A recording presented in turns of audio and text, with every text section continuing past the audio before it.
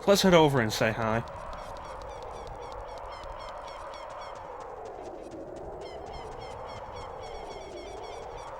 Now there is a weird thing with this, because it's in the same place that the Great Fairy who gave us Din's fire is.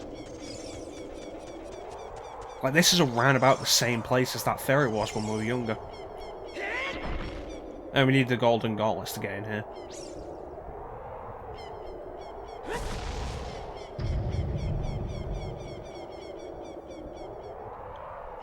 Yeah, it's about the same place. It's weird because it suggests that you go and visit this fairy twice.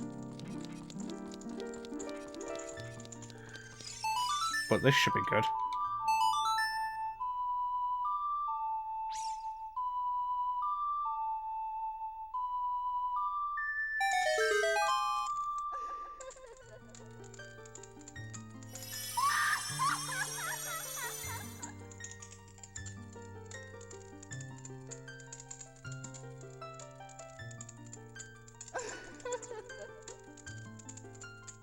Give me some.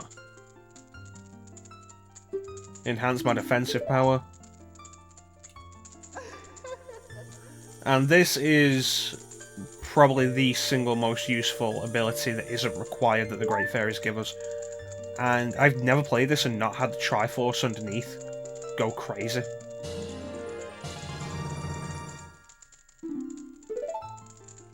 So essentially our defensive power has doubled. Damage inflicted by enemies will be reduced by half. So not only do we have 20 hearts, effectively this makes it 40 compared to what we originally had. So this is ridiculous.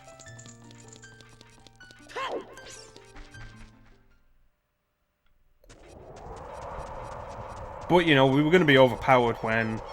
You knew we were going to be overpowered when I said I'll be getting all the heart pieces anyway.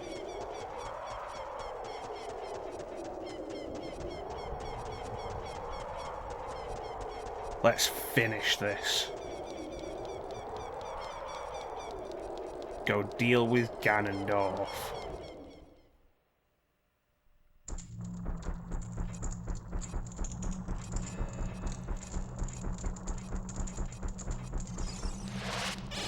There we go, that's usually how the entrance works out. So if you go straight forward, the entrance seems to be timed so that they'll cross like that. Here we go. And so this is just a tower climb. We head straight to the top. With a bit of a gauntlet. Den Alphos.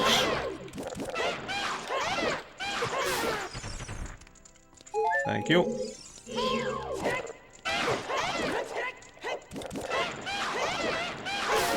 There we go. Opens the door. Let's get out of here. And one thing I do really like about this is this area has its own music. It's Ganon's theme. And it gets louder as you climb higher and higher, and I really like that as a touch. Stalfos.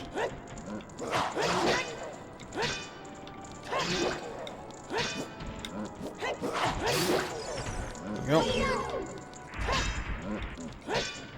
I'm gonna grab those arrows, because I'll probably need them for something. There we go. And of course, we need the boss key.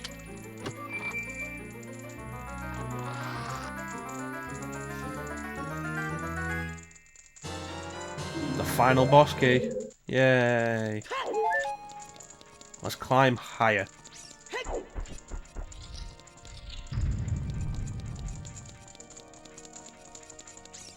I do love this rendition of Ganon's theme as well. 2 iron knuckles. Now the smart thing to do is to take them on one by one, because they won't activate until you hit them.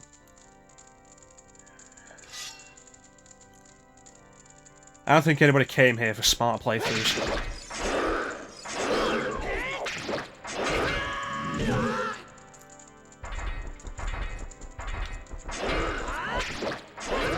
Ooh, still got me. Now it's getting faster. Come on. Well, turns out that wasn't actually that much of a threat. I mean, if I had less hearts, I would have been a lot more careful about it. But you know, 20 hearts is for a reason. Now that should be the last of it. I don't think there's any more enemies to face on the way up. Which means we have one important thing to do. And that's equip the Master Sword.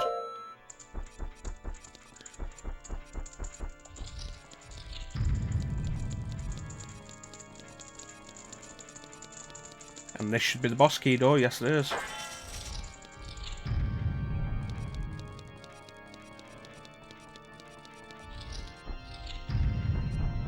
And the carpet.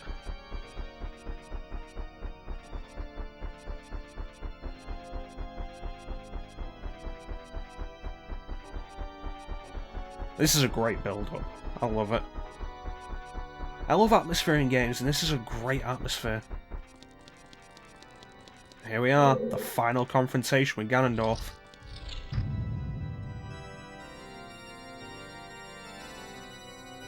And the music continues to play.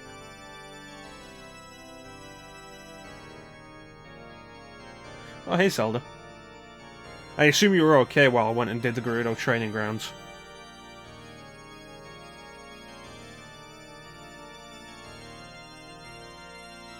And the reason the music's playing is because Ganondorf's playing it.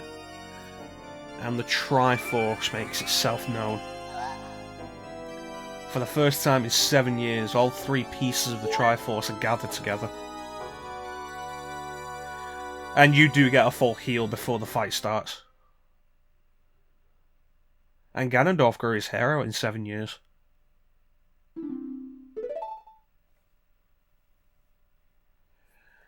So this is the top of your tower, and you have a pretty neat piano here, or some sort of organ system. Do you not have a chair in here?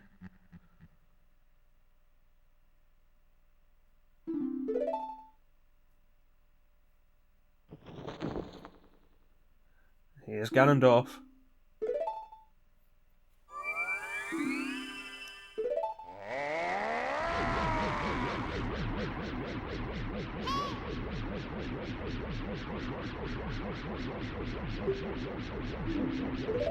See, I actually don't think you can Z-target in this fight.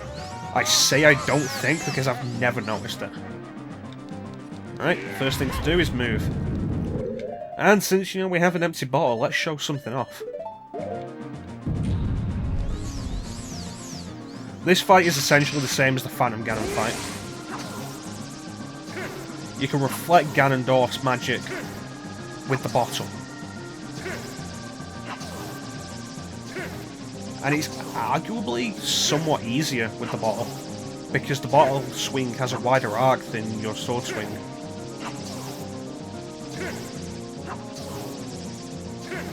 It's taking a while here, Ganondorf.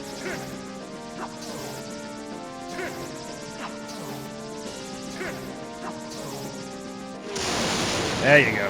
Hit him with a light arrow. Oh no, you can Z-target him. You shouldn't Z-target him before you jump.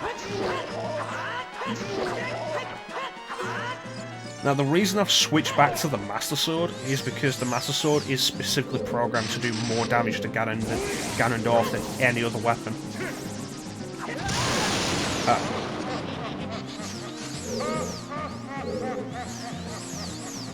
Neat little bit. As Ganondorf takes damage, his cape gets more and more tattered.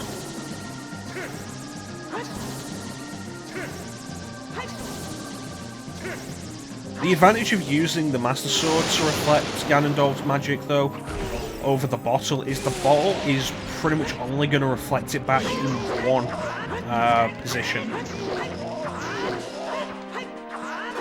The Master Sword, depending on the timing of your swing, will reflect it back at a different time, which can mess up Ganondorf's timing. And unlike the Phantom Ganon fight, because of the distance, Ganondorf always floats above the center. because of the distance you have from him, you are pretty much guaranteed to always knock it straight back at him when you hit the magic button. Which I think makes this fight easier than Phantom Ganon.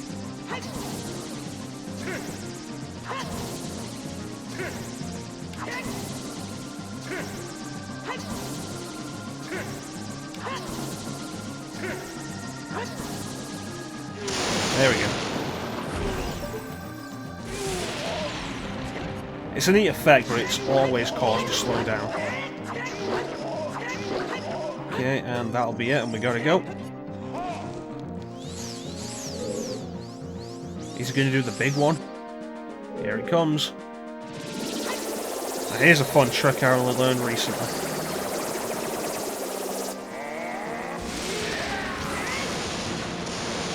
With the spin attack, you can knock every single one of them back. Because it's actually made up of like 5 individual magic attacks. And I knew you could knock one of them back if you timed your attack right.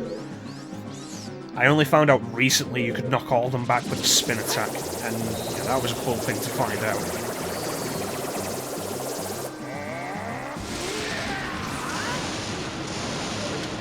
And it's guaranteed to catch him.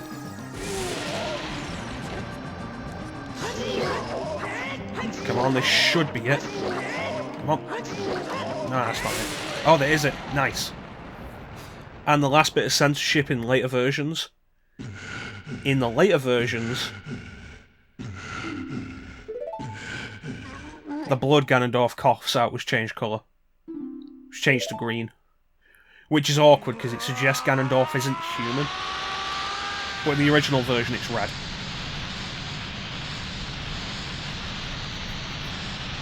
It's a good fight, I like that Ganondorf fight.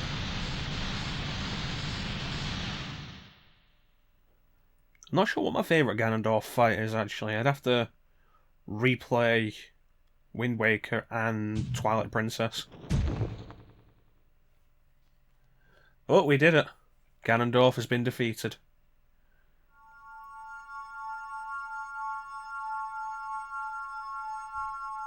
Zelda, your dress is clipping through that crystal.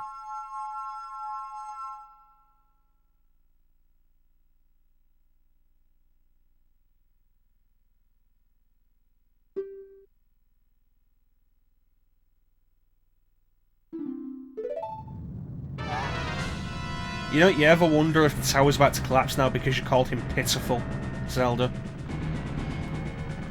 Maybe you haven't learned over the last 7 years that you shouldn't be so arrogant.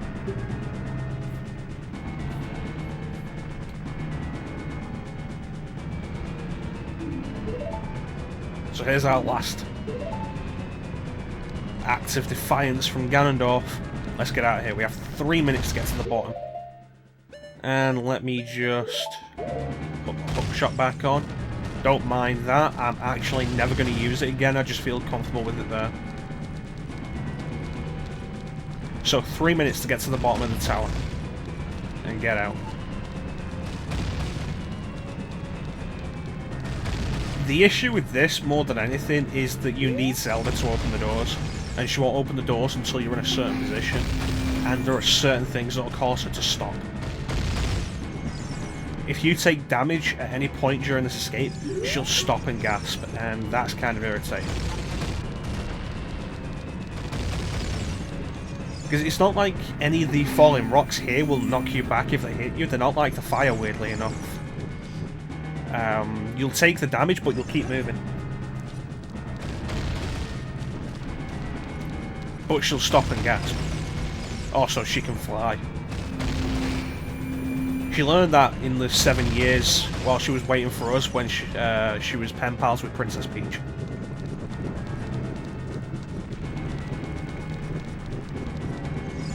So one thing I do like about this escape is that we go through the chambers we went through to get up to the top.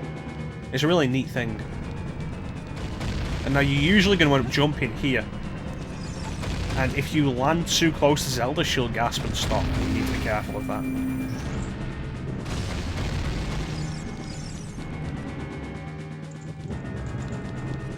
Alright. Now this can be the biggest problem with getting out. 2 Stalfos. And we're back to the point now where you need to destroy these 2 together. And you know what? I should pull out the bigger and sword for this. Because overall, it's 3 hits with the bigger and sword. Yeah. If we don't destroy this one fast enough, the other will get back up. And that in the past has given me the problem of not actually making it out in time. It's the worst part of the escape. And I think more than anything, it's the main reason why these days Oh, it's this one. You jump here and she'll gasp. Yeah. Because you're gonna land close to her. The Stalfos there are the main reason these days why I take out the Stalfos that require being taken out together by alternating my attacks on them. Zelda, don't gasp. You pushed me into that. Alright, and this is it, the last leg of the escape. Now you're probably going to get hit on the way down here. And chances are you'll get down here before Zelda does. She'll take even longer to get down here if you get hit again. And I can't use my Ocarina here, which creates this problem. Because it's gonna see you. And it's there to waste your time. Yeah. Can't use my Ocarina there to use the Sun Song to stop it.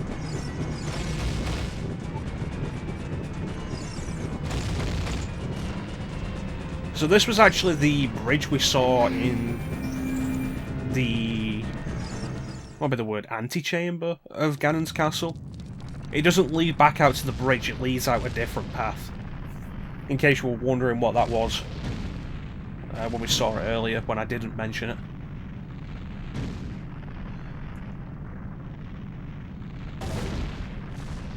But that's it. Ganon's tower. Ganon's castle destroyed.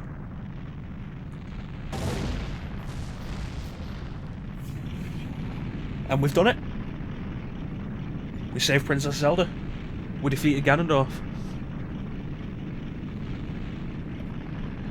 We saved all the sages.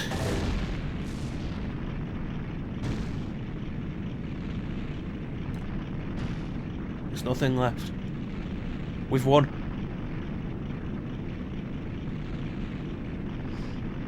You know, I wonder if Nintendo was looking at Castlevania when they were doing this and thinking, you know, in Castlevania, whenever they destroy Dracula, the castle gets destroyed. What if we did that?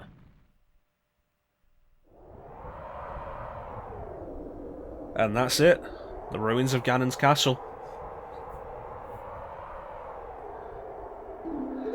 It's all good.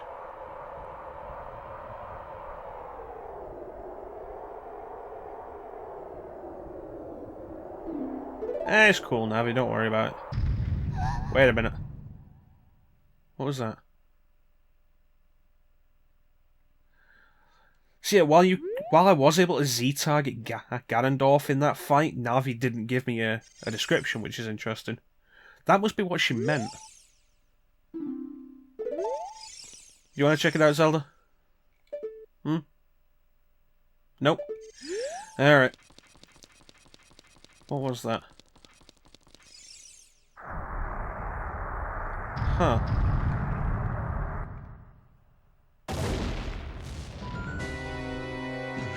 Ganondorf. How are you not dead? Oh, the Triforce. Alright.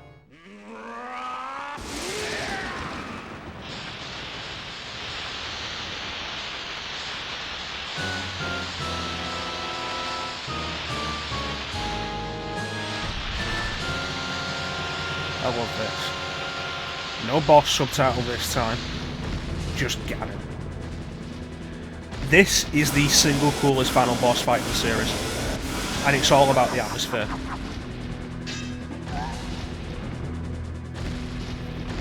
He's not the Master Sword out of our hands.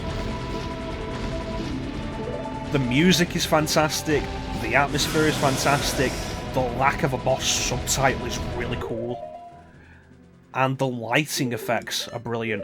And it's one thing that I really do have to take away from the 3DS version for. The lighting in the 3DS version is turned up, so you can see Ganon. Whereas here, he's more in shadow until the lightning strikes, and that is so much cooler. So there are a few tricks you can use here. You can do this, which I'm doing, which is totally wrong.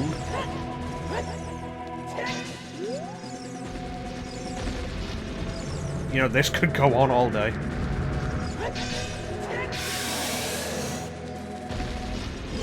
Or you could... let's get around. You can roll between his legs, and then get the tail. And there's also another choice, which I only found out in recent years. Shoot with a light arrow. That stuns him. And you could run around him or roll between his legs again. But you have options, is the point. As a kid, I always used to just roll between his legs. It's reliable.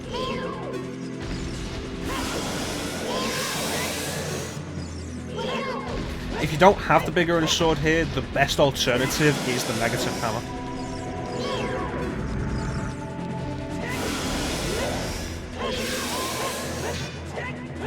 Yeah.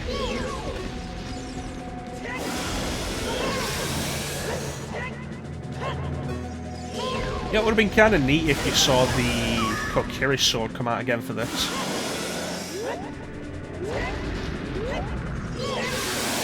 Because you're not having a straight sword fight with Ganon here.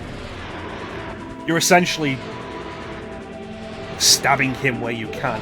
And it'd be kind of neat if you saw the Kokiri sword come back out for this fight as like a knife, just to stab him in the tail. And we've got the Master Sword again, and like Ganondorf, this is specially programmed to do more damage than the bigger sword. Here we go. How you doing? You missed me?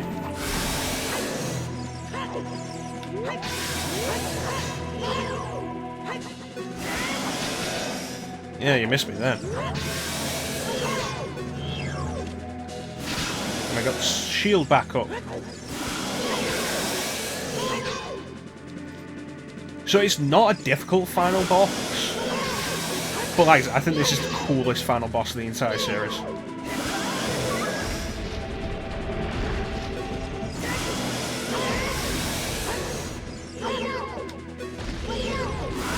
I'm pretty sure the light arrows don't actually damage the tail. Which, you know what, we could take a look.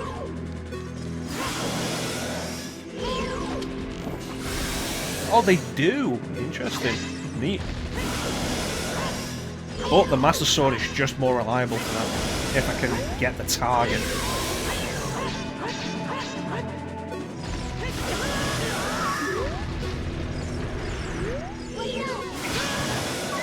So there's an interesting thing.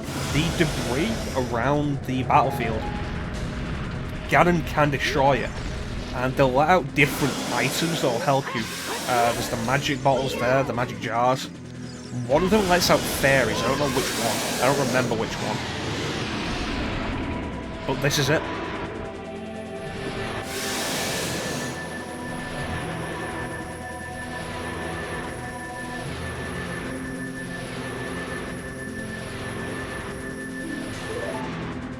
Yeah, generally as the series goes on, it becomes a thing that to take down Ganon truly with his Triforce of Power requires the combined might of the Triforce of Wisdom and the Triforce of Courage.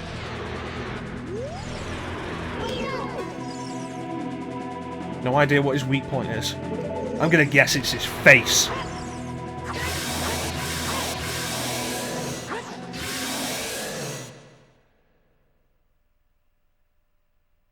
Yeah, that's a sweet final attack.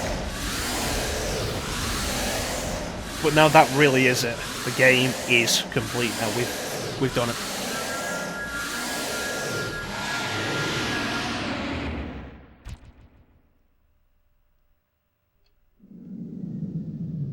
And the sages come together.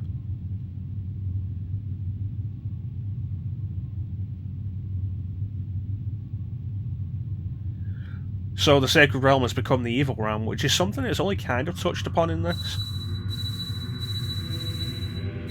And it is the thought that later on you do end up with Dark World in Link to the Past, which used to be the Sacred Realm. You know, some of these characters have only been sages for like a week. How do they know how to do this? You think Raru's just been holding intensive sage lessons since we rescued them?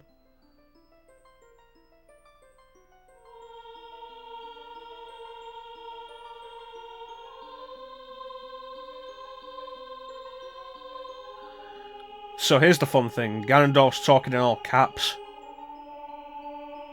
But the weird thing is, he'll never say your name in all caps unless you've spelt it in all caps. Which is kind of weird. I get that it's basically a text input system that is like, insert name here.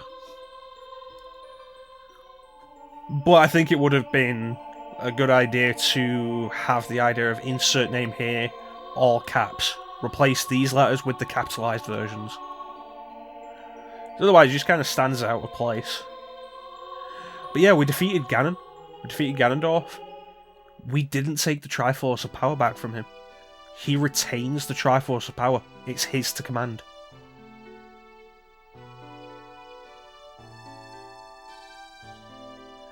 Meanwhile, in the sky, apparently.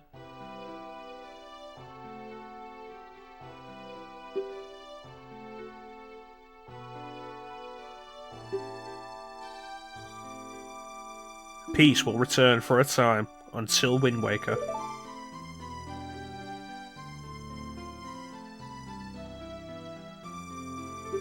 Yep. So young, you were so arrogant. You thought you knew best when you were a child. And it really is a case of something like The Little Mermaid of... There's that one line that really stands out in The Little Mermaid that you identify with as a child, but then as you grow older you think, wow, that's stupid. And it's Ariel as a 16-year-old. She's like, I'm 16, I'm not a child anymore. And as a kid you're like, yeah. As an adult you're like, no. It's really one of those cases.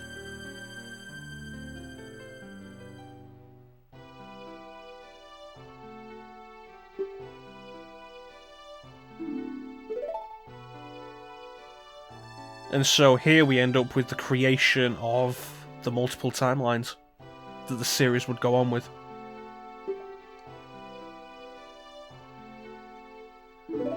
Well, you know, I can't go back to the Kokiri Forest, though, even as a child, because I'll grow up.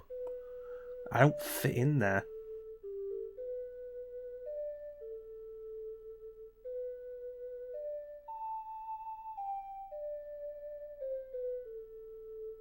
See you later, Zelda.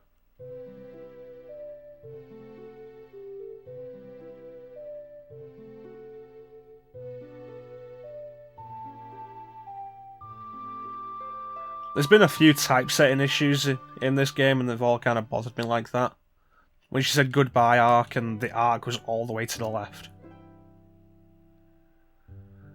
But that was The Legend of Zelda Ocarina of Time, and that is the longest LP we've done so far. And you know what? I enjoyed all of it. It was a great time.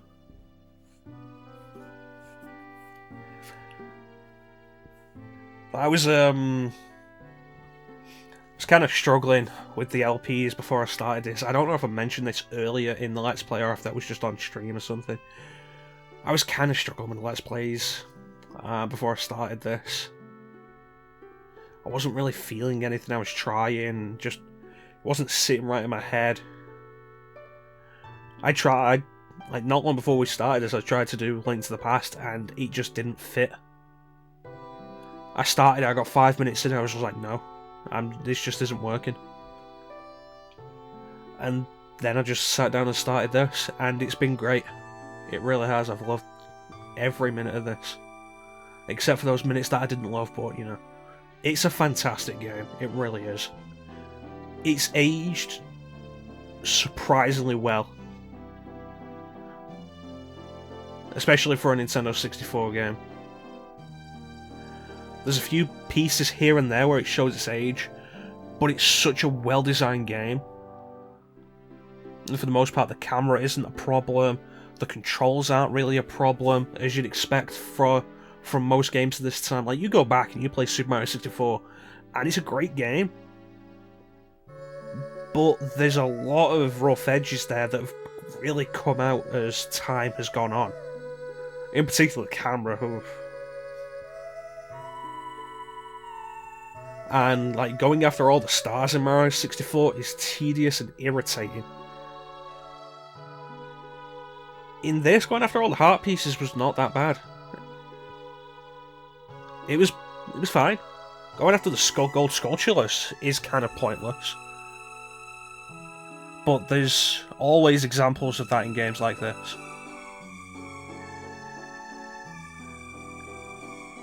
But I do think Ocarina of Time, when it came out, deserved all of the accolades it got, and it still deserves to be remembered as one of the greatest games ever. It is a fantastic piece of work.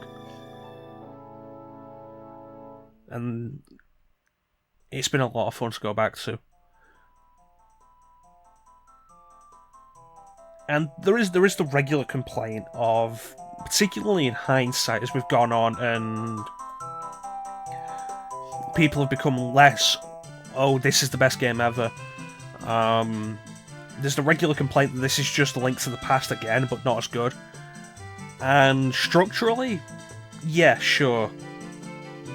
But the actual gameplay itself does enough to distinguish it. The jump into the third dimension does enough to change that. I love this music piece. This rendition of Saria's theme is great. And the Kokiri have actually left the forest.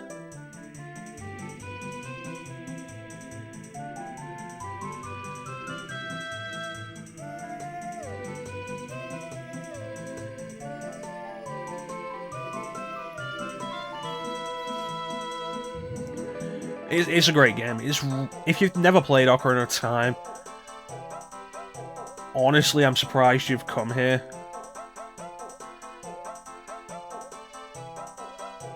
It's like, oh yeah, no, you've never played Ocarina of Time, you came and watched my playthrough of it? Okay, cool. But, like, more than anything, if you've never played Ocarina of Time, you really should give it a try. However you can. The 3DS version is a great way to play it. Arguably the better way to play it. But it's a game that deserves a chance. And I've played games that are considered to be fantastic from this era, that have aged far worse than this. This is still a great game.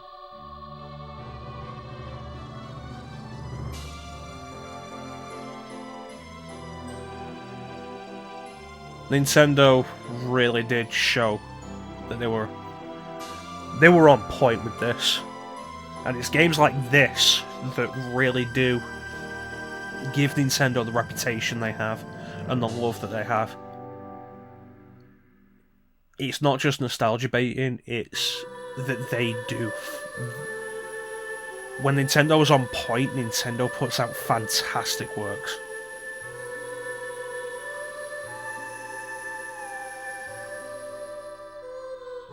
But with Link returning to his child form, this does create two timelines. There is the third timeline, the idea that Link failed in his battle with Ganon and died. That leads to Link to the Past and the original Zelda. And Navi leaves for some reason. It's been implied, the various reasons for that have been implied, but there's no proper answer for why. But yeah, Link returning to his own time. That leaves the adult timeline, which leads to Wind Waker and Phantom Hourglass and Spirit Tracks after that. The child timeline of Link returning to his own time leads to Twilight Princess. Of course, it leads to Majora's Mask, then Twilight Princess. But this has been a great playthrough. I've really enjoyed this. When we come back with Zelda, we're either going to be doing A Link to the Past or we're going to do Majora's Mask. I'm not sure which. It depends on how I'm feeling about trying A Link to the Past again.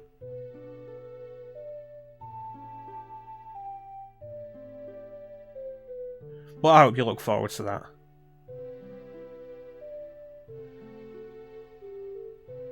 And that's the end.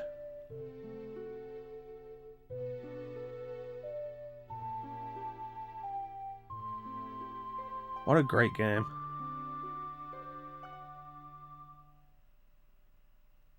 And this is one of those old style games where it's the end now. The only way to get off the screen is to reset the system. But I want to thank everybody who's watched this playthrough. Thank you for your support. I hope you've enjoyed this playthrough as much as I have. I want to thank you all for watching. Have yourselves a fantastic time of day. And hopefully I'll catch you next time.